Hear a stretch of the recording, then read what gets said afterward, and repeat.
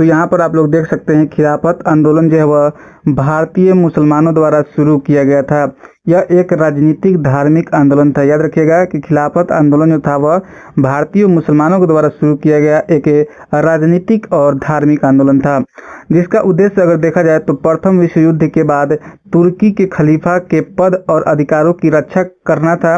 यानी कि खिलाफत आंदोलन का अगर उद्देश्य देखा जाए तो जो प्रथम विश्व युद्ध जो हुआ था 1914 से 1918 तक, तो प्रथम विश्व युद्ध के बाद जो था वह तुर्की के खलीफा जो होते थे उनके पद और अधिकारों की रक्षा करना इसका खिलाफत आंदोलन का मुख्य अगर उद्देश्य था कहा जा सकता है।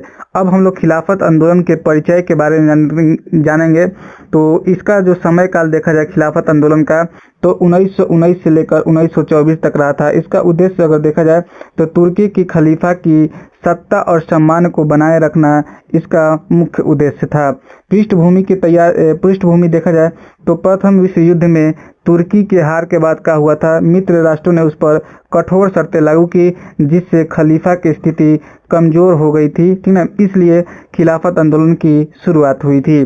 अब हम लोग देख सकते हैं कि महात्मा गांधी का एक कोट्स है कि हिंदू मुस्लिम एकता जो है वह स्वराज की कुंजी है। ये जो है महात्मा गांधी जी का कहा हुआ है।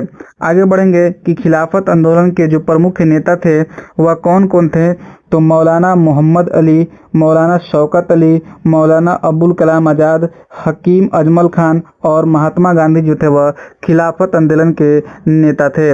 गांधी जी का समर्थन इसमें क्या था, तो महात्मा गांधी ने हिंदू मुस्लिम एकता को मजबूत करने के उद्देश्य से खिलाफत आंदोलन का समर्थन किया था। याद रखिएगा। और इसे असहयोग आंदोलन जो 1920 में हुआ था के साथ जोड़ दिया था। यानी खिलाफत आंदोलन को असहयोग आंदोलन के साथ 1920 में महात्मा गांधी ने जोड़ दिया था। और हिंदू मुस्लिम एकता को मजबूत करने के लिए महात्मा गांधी ने इस आंदोलन को यानी खिलाफत आंदोलन का समर्थन किया था।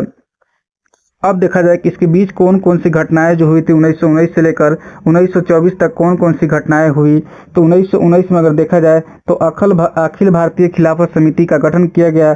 1920 में असहयोग आंदोलन की शुरुआत हुई। 1922 में चौरी चौरा कांड के बाद असहयोग आंदोलन को वापस ले लिया गया। और 1924 में मुस्तफ़ा कमाल पाशा जो थे अतातुर्क जो थे तुर्की में खिलाफत व्यवस्था को समाप्त कर दी गई, जिससे आंदोलन जो है वह और आंदोलन भी जगह हो गया, समाप्त हो गया। अब हम लोग देखेंगे परिणाम क्या हुआ। तो प्रारंभिक समय में हिंदू मुस्लिम एकता को बल मिला और भारतीय राष्ट्रीय आंदोलन को व्यापक जन समर्थन प्राप्त हुआ। और 1924 में खिलाफत समाप्त होने के बाद आंदोलन भी क्या हो गया था, समाप्त हो गया था। अब हम लोग देख लेते हैं कि परीक्षा में कौन कौन से क्वेश्चन पूछे जा सकते हैं। तो पूछेगा कि खिलाफत आंदोलन जब कब प्रारंभ हुआ था, तो 1919 में। और इसका जो काल देखा जाए तो 1919 से 1924 तक था। इसका मुख्य उद्देश्य देखा जाए तो तुर्की के खलीफा की रक्षा था। और मुख्य नेता जो थे वह मोहम्मद अली, शौकत अली, अबुल कलाम आज़ाद, हकीम अजमल खान थे।